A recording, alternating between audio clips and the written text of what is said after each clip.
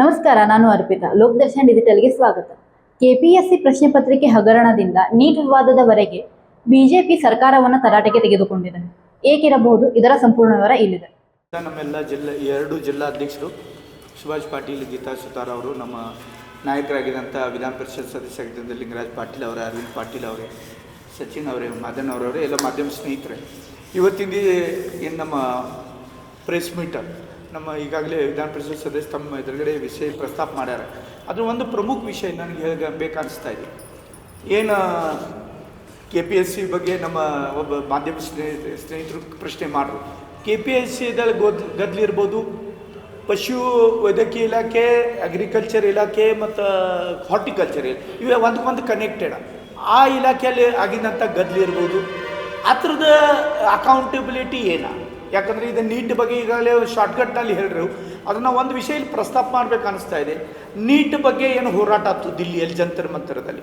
ಆಶ್ಚರ್ಯದ ಸಂಗತಿ ಒಂದು 2-3 ಅದಾವೆ. ಒಂದು ಆಶ್ಚರ್ಯದ ಸಂಗತಿ ಅಂದ್ರೆ ನೀಟದಲ್ಲಿ ಪೇಪರ್ ಲೀಕ್ ಆಗೋದ, ಹುಡುಗರ ಜೊತೆ ಆಗೋದು ಅನ್ಯಾಯ, ಇದು ಯಾರೂ ಅಥವಾ ಸಮರ್ಥನೆ ಮಾಡೋಕ್ಕೆ ಸಾಧ್ಯ ಇಲ್ಲ. ಯಾವ ಪಕ್ಷ, ಯಾವ ಜಾತಿ, ಭಾಷೆ ಇಲ್ಲಿ ಬರೋದಿಲ್ಲ. ಎಲ್ಲ ಮಕ್ಕಳ ಮೇಲೆ ಭೀ ಪ್ರೀತಿ ಮಾಡುವಂಥ ಜನ ಈ ದೇಶದಲ್ಲಿದ್ದಾರೆ. ಆ ಮಕ್ಕಳಿಗೆ ಆಗೋ ಅನ್ಯಾಯದ ಯಾರೂ ಸ್ಪಂದಿಸೋದಿಲ್ಲ. ಆದ್ರೆ ಅದು ನೀಟದಲ್ಲಿ ನೀಟ್ ಲೀಕೇಜ್ ಆದಮೇಲೆ ಇಮಿಡಿಯೇಟ್ ಅದಕ್ಕೆ ಎಕ್ಸಾಮ್ ಸ್ಟಾಪ್, ಮತ್ತೊಮ್ಮೆ ಎಕ್ಸಾಮ್ ತೊಗೊಂಡ ಹುಡುಗರಿಗೆ ನ್ಯಾಯ ಮಾಡುವಂಥ ಪ್ರಯತ್ನ ಕೇಂದ್ರ ಸರ್ಕಾರ ಮಾಡಿತ್ತು. ಆದರೆ ಅದು ನೀಟ್ ಎಕ್ಸಾಮ್ ಮುಗಿದ ಮೇಲೆ ಇದು ಹೋರಾಟ ಪ್ರಾರಂಭ ಆಗ್ತಿತ್ತು. ಮತ್ತೊಂದು ಆಶ್ಚರ್ಯದ ಸಂಗತಿ ಏನ, ಅಭಿಜಿತ್ ದಿಪ್ಕೆ, ನಾವೊಂದು ವಿಷಯ ಇಲ್ಲಿ ಪ್ರಸ್ತಾಪ ಮಾಡ್ತೇನೆ. ನಾನು ದಿವಸ ಮರಾಠಿ, ಕನ್ನಡ ಮತ್ತು ಹಿಂದಿ 3 ನ್ಯೂಸ್ ಚಾನೆಲ್ ನೋಡೇ ದಿವಸ ಒಂದು ಅಭ್ಯಾಸ ನನಗೆ. ಅವನು ಮಹಾರಾಷ್ಟ್ರದಂದು ಹುಡುಗ ಅಭಿಜಿತ್ ದಿಪ್ಕೆ, ಇರೋದು ಅಮೇರಿಕಾದಲ್ಲಿ ಇಲ್ಲಿ ಅಚಾನಕ್ ಬಂದ ಈ ಹೋರಾಟದಲ್ಲಿ ಪಿಜ್ಜಾ, ಪಾಸ್ತಾ ಏನೇನು ಎಲ್ಲ ಅವ್ರಿಗೆ ಸಪ್ಲೈ ಆಗೋದ.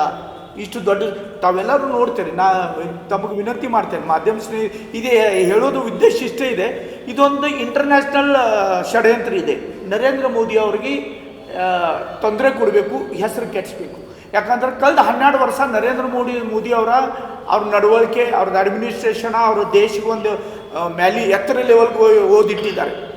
ಮತ್ತು ಇದ್ರದ್ದು ಉದಾಹರಣೆ ಅಂದ್ರೆ ಈಗೇನು ಹೋರಾಟ ಆಯ್ತು, ಅವರು ವಿಡಿಯೋ ಮಾಡ್ತಾಯಿದ್ರು. ಆ ವಿಡಿಯೋ ಕೋಟ್ಯಾಂತರ ಜನ ನೋಡ್ತಾಯಿದ್ರು. ಆ ನೋಡುವಂಥ ವಿಡಿಯೋ ಸ್ಟಾಪ್ ಮಾಡುವಂಥ ಕೆಲಸ ಇನ್ಸ್ಟಾಗ್ರಾಮ್ದವ್ರು ಮಾಡ್ತಾರೆ. ಇದ್ರ ಹಿಂದೆ ಯಾರ ಕೈವಾಡ ಇದೆ?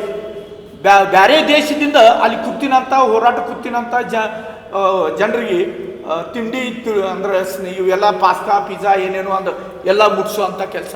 ಇದು ಹೋರಾಟ ಇತ್ತೋ, ಇದು ಫುಡ್ ಫೆಸ್ಟಿವಲ್ ಅಂತ ಒಂದು ಪ್ರಶ್ನೆ ಮಾಡುವಂಥ ಅಲ್ಲಿ ಪರಿಸ್ಥಿತಿ. ಮತ್ತೊಂದು ನಾ ಎಲ್ಲರಿಗೂ ಮಾಧ್ಯಮ ಸ್ನೇಹಿತರಿಗೂ ವಿನಂತಿ ಮಾಡ್ತೇನೆ. ಯಾಕೆ ಇದು ವಿಷಯ ಹೇಳೋದಂದ್ರೆ, 35 ದೇಶ ಆ ದೇಶದ ಸರ್ವೋಚ್ಚ ಸನ್ಮಾನ ಕೊಡುವಂಥ ಕೆಲಸ ಮಾಡಿದ್ದಾರೆ ನರೇಂದ್ರ ಮೋದಿ ಅವರು. ಇಲ್ಲಿವರೆಗೆ ಎಷ್ಟೋ ಪ್ರಧಾನಮಂತ್ರಿ ಆದರು. ನಾ ಯಾವ ಪ್ರಧಾನಮಂತ್ರಿ ಕೆಟ್ಟ ಒಳ್ಳೇದಂತ ಮಾತಾಡ್ತಾ ಇಲ್ಲ, ಎಲ್ಲ ನಮ್ಮವರೇ, ಎಲ್ಲರೂ ಚಲೋ. ಆದ್ರೆ 35 ಸಮ್ಮಾನ ಕೊಟ್ಟಿನಂಥ ಒಬ್ಬ ಪ್ರಧಾನಿ ನರೇಂದ್ರ ಮೋದಿ. 35 ದೇಶ ಅವರು ಸರ್ವೋಚ್ಚ ಸಮ್ಮಾನ ಕೊಡ್ತಾರೆ. ಇದರ ಅರ್ಥ ಇಡೀ ಜಗತ್ತು ಮೆಚ್ತಾ ಇದೆ ನರೇಂದ್ರ ಮೋದಿ. 12 ವರ್ಷ ಪ್ರಧಾನಮಂತ್ರಿಯಾಗಿ ಕೆಲಸ ಮಾಡಿದ್ಮೇಲೆ ಹೆಸರು ಕೆಟ್ಟಬೇಕಾಗಿತ್ತು, ಕೆಟ್ತಾ ಇಲ್ಲ. ಜನ ಇನ್ನೂ ಪ್ರೀತಿ ಮಾಡ್ತಾ ಇದ್ದಾರೆ. ಅದಕ್ಕೆ ಅವ್ರ ಹೆಸರು ಕೆಡಿಸ್ಬೇಕು, ಅವ್ರ ಮೇಲೆ ಒಂದು ಏನಾರ ಅಪವಾದ ತರಬೇಕಂತ ಇದು ಷಡ್ಯಂತ್ರ ಇತ್ತು. ಮಕ್ಕಳ ಮೇಲೆ ಏನೂ ಪ್ರೀತಿ ಇಲ್ಲ. ಮತ್ತು ತಮಗೆಲ್ಲರಿಗೂ ವಿನಂತಿ, ಅಭಿಜಿತ್ ದಿಪ್ಕೆ ಅವ್ರದ ಸ್ವಲ್ಪ ಇಂಟರ್ವ್ಯೂಗಳು ಎಲ್ಲರೂ ನೋಡ್ರಿ. ನಾ ಭಾಳ ಇದ್ರಲ್ಲೇ ನೋಡ್ತಾ ಇದ್ದೇನೆ. ಅವ್ನ ಮಾತು ಸ್ಟ್ರೇಟ್ ವೇ BJP ಮತ್ತು ನರೇಂದ್ರ ಮೋದಿ ವಿರೋಧ ಮಾತಾಡ್ತಾನೆ. ಅಮೆರಿಕಾದಾಗ ಇದ್ದಿನಂಥ ಹುಡುಗ ದೇಶದಲ್ಲಿ ಏನು ನಡೀತಾ ಇದೆ ಇವನು ಒಬ್ಬಗ ಗೊತ್ತಿದೆ. ಮತ್ತು 35 ದೇಶ ಯಾರ ಕಡೆ ಇಂಟೆಲಿಜೆನ್ಸ್ ರಿಪೋರ್ಟ್ ಇರ್ತೈತಿ, ಎಲ್ಲ ಜಗತ್ತದ ಇನ್ಫಾರ್ಮೇಷನ್ ಇರ್ತೈತಿ, ಅವರು ಸರ್ವೋಚ್ಚ ಸಮ್ಮಾನ ಕೊಡ್ತಾರು. ಮತ್ತು ಇವ ಕಾಲೇಜ್ ಹುಡುಗ ಅಮೆರಿಕಾದಲ್ಲಿ ಇರ್ತಾನು, ಇವನು ಹೇಳ್ತಾನು ನರೇಂದ್ರ ಮೋದಿ ಹೀಗೆ ಹಾಗೆ ಅಂತ. ನರೇಂದ್ರ ಮೋದಿಗೆ ಹೆಸರು ಕೆಡಿಸ್ಬೇಕು, ಭಾರತೀಯ ಜನತಾ ಪಾರ್ಟಿ ವಿರೋಧ ಮಾತಾಡ್ಬೇಕಂತ ಅದು ಒಂದು ಷಡ್ಯಂತ್ರ ಮುಖಾಂತರ ಇಲ್ಲಿ ದಿಪ್ಕೆಗ ಪ್ಲಾಂಟ್ ಮಾಡುವಂಥ ಕೆಲಸ ನಮ್ಮ ನಾವು ಒಂದೇ ಹೇಳೋದು ವಿಪಕ್ಷ ನಾಯಕರಿಗೂ, ದೇಶ ಹಾಳಾಗುವಂಥ ಕೆಲಸ ನಮ್ಮ ಯಾರ ಕೈಲೂ ಆಗಬಾರ್ದು. ಮತ್ತು ನರೇಂದ್ರ ಮೋದಿ ಅಂತ ಒಬ್ಬ ಪ್ರಧಾನಿ ಕಳೆದ 12 ವರ್ಷ, ಅದ್ರ ಮೊದಲು ಗುಜರಾತ್ ಮುಖ್ಯಮಂತ್ರಿ ಆದಾಗ 18 ತಾಸು ಕೆಲಸ ಮಾಡಿ ದೇಶ ಬಗ್ಗೆ ಚಿಂತನೆ ಮಾಡುವಂಥ ಒಬ್ಬ ಒಳ್ಳೆಯ ಪ್ರಧಾನಿ. ಅದಕ್ಕೆ ನಾವು ಬರೀ ಹೋರಾಟ ಮಾಡೋಕ್ಕಿಂತ ನಾವು ತಿಳ್ಕೋಬೇಕು ದೇಶಕ್ಕೆ ಕೆಟ್ಟನ ಮತ್ತು ಸರಿಯನ ಅಂತ. ಮತ್ತು ಈಗ ಆಗಿಂದ KPSC ಗದ್ದಲ ಮತ್ತು ಪಶುವೈದ್ಯಕೀಯ ಆಗಲಿ ಕೃಷಿ ಇಲಾಖೆಯಲ್ಲಿ ಆಗಿದ್ದ ಗದ್ದಲ ಇದಕ್ಕೇನು ಹಾಕೋರು ಯಾರ ಮಂತ್ರಿಗಳು ರಾಜೀನಾಮೆ ಕೂಡ ಅವ್ರಿದಾರು ರಾಜೀನಾಮೆ ನಾಗೇಂದ್ರ ಅವ್ರು ತಗೊಂಡಿತ್ತು ಅವರು ಕೋಟ್ಯಾಂತರ ರೂಪಾಯಿ ಹಗರಣ ಮಾಡ್ಯಾರಂತ ಅವ್ರು ವಾಪಸ್ ತಗೊಂಡ್ರು ಈ ಥರ ಅರ್ಥ ಸಿದ್ದರಾಮಯ್ಯ ಡಿ ಕೆ ಶಿವಕುಮಾರ್ ಮತ್ತು ನಾಗೇಂದ್ರ ಕೂಡೇ ಹಗರಣ ಮಾಡಿದ್ರೇನ ಗದ್ದಲ ಆಗಿತ್ತೇನ ವಾಪಸ್ ನಾಗೇಂದ್ರಕ್ಕೆ ತಗೊಳ್ಳೋಂಥ ಇಷ್ಟೇನು ಗಡ್ಬಡಿ ಇದೆ ನಾವು ಪ್ರಶ್ನೆ ಮಾಡ್ತೀವಿ ಧರ್ಮೇಂದ್ರ ಪ್ರಧಾನ್ ಅಂತ ಅದ್ರಾಗ ಏನೂ ಇನ್ವಾಲ್ವ್ಮೆಂಟ್ ಇಲ್ಲ ಆದ್ರೂ ನಾವು ರಾಜೀನಾಮೆ ಕೊಡುವಂಥ ಕೆಲಸ ಮಾಡಿಸಿದ್ದೀವಿ ರಾಜೀನಾಮೆ ಕೊಟ್ಟಿದ್ದಾರೆ ನಾಳೆ ಮತ್ತೇನು ಮಂತ್ರಿಮಂಡಲ ವಿಸ್ತಾರ ಮಾಡ್ರೆ ಅವ್ರು ವಾಪಸ್ ತಗೋಬೇಕೇನ ಅಂದ್ರೆ ನೀವು ನಿಮ್ಮಲ್ಲೇ ನಡೀತಾ ಇರೋದು ಎಲ್ಲ ಸರಿ ಪಂಜಾಬ್ದಲ್ಲಿ ಪೇಪರ್ ಲೀಕ್ ರಾಜಸ್ಥಾನದಲ್ಲಿ ಎಷ್ಟು ಕಡೆ ಆಗಿದ್ದಾವೆ ಆದ್ರೂ ಮಕ್ಕಳಿಗೆ ಸ್ಪಂದಿಸಿ ಅಷ್ಟೇ ಅಲ್ಲ ನರೇಂದ್ರ ಮೋದಿ ಬಗ್ಗೆ ಹಗ್ರವಾಗಿ ಮಾತಾಡಿನಂಥ ಮಕ್ಕಳಿಗೆ ಕ್ಷಮೆ ಮಾಡಿನಂಥ ಪ್ರಧಾನಿ ನರೇಂದ್ರ ಮೋದಿ ಅಂತ ನಮ್ಮಂಥ BJP ಕಾರ್ಯಕರ್ತರ ಅಷ್ಟೇ ಅಲ್ಲ ದೇಶದ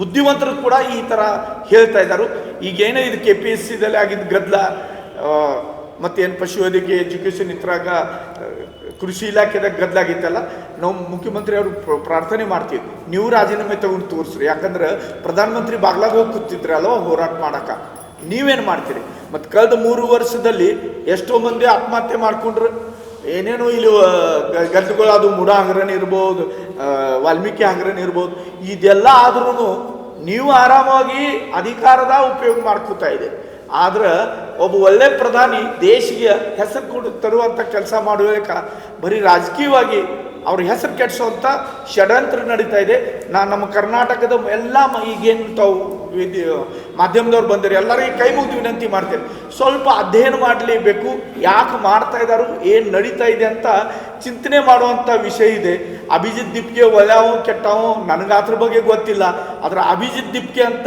ಹುಡುಗನ ಹೆಗಲ ಮೇಲೆ ಇದು ಬಂದೂಕಿಟ್ಟ ಒಂದು ನರೇಂದ್ರ ಮೋದಿ ಮತ್ತು ಭಾರತೀಯ ಜನತಾ ಪಾರ್ಟಿಗೆ ತೊಂದರೆ ಕೊಡುವಂಥ ಕೆಲಸ ಇಂಟರ್ನ್ಯಾಷನಲ್ ಮಟ್ಟಕ್ಕೂ ನಡೀತಾ ಇದೆ ಅಂತ ಇದು ಭಾಳ ಸ್ಪಷ್ಟವಾಗಿ ನಾವೆಲ್ಲರೂ ಕೂಡ ನೋಡ್ತಾ ಇದ್ದೀವಿ ಇದು ಒಂದು ಷಡ್ಯಂತ್ರ ಈ ಷಡ್ಯಂತ್ರಕ್ಕೆ ಬಲಿ ಬೀಳಬಾರ್ದಂತ ನಾ ಭಾರತ ದೇಶದ ಎಲ್ಲ ನಾಗರಿಕರಿಗೂ ವಿನಂತಿ ಮಾಡ್ತೀನಿ ಮತ್ತು ವಿಶೇಷವಾಗಿ ಸ್ಟೂಡೆಂಟ್ಸ್ಗೆ ನಾವಂತ ಶಿಕ್ಷಣ ಕ್ಷೇತ್ರದಲ್ಲಿ ಇದ್ದೀವಿ ನಾ ಹೆಮ್ಮೆದಿಂದ ಹೇಳ್ತೇನೆ ನರೇಂದ್ರ ಮೋದಿ ಅವರು ಪ್ರಧಾನಿ ಆದಮೇಲೆ ನೀಟ್ ಸಿಸ್ಟಮ್ ಬತ್ತು ನೀಟ್ ಸಿಸ್ಟಮ್ ಅಂತ ಬಡವರಿಗೂ ಆರಾಮಾಗಿ MBBSಗೂ ಸೀಟ್ ಸಿಗ್ತಾ ಇದ್ದಾವೆ ಮೊದಲು ಎಷ್ಟು MBBS ಸೀಟ್ ಇದ್ದು ಈಗ ಎಷ್ಟಿದ್ದಾವೆ ಇದ್ರದ್ದು ವ್ಯತ್ಯಾಸವೆಲ್ಲರೂ ಕೂಡ ಅಧ್ಯಯನ ಮಾಡಬೇಕು ಅದ್ರ ಬಡವರು ಹುಡುಗರು ಸಲ ಚಿಂತನೆ ಮಾಡುವಂಥ ಪ್ರಧಾನಿಯಿಂದ ಹೆಸರು ಕೆಡಿಸುವಂಥ ಕೆಲಸ ಜನ ಮಾಡ್ತಾ ಇದ್ದಾರೆ ಇದ್ರ ಕಡೆ ಜನ ಅಂದರೆ ಇದು ವಿಪಕ್ಷ ಪಾರ್ಟಿಗಳು ಮತ್ತು ಇದು ಅಮೇರಿಕಾದಿಂದ ಏನೇನು ಬಂದತ್ತಲ್ಲ ಇದು ದಿಪ್ಕೆ ಅಲ್ಲ ಇದು ದೊಡ್ಡ ನಮ್ಮ ನಾಡಿಗೆ ತೊಂದರೆ ಇರುವಂಥ ಒಂದು ವ್ಯಕ್ತಿ ಮತ್ತು ಅವನಿಗೆ ಗೊತ್ತಿತ್ತು ಇಲ್ಲೂ ಗೊತ್ತಿಲ್ಲ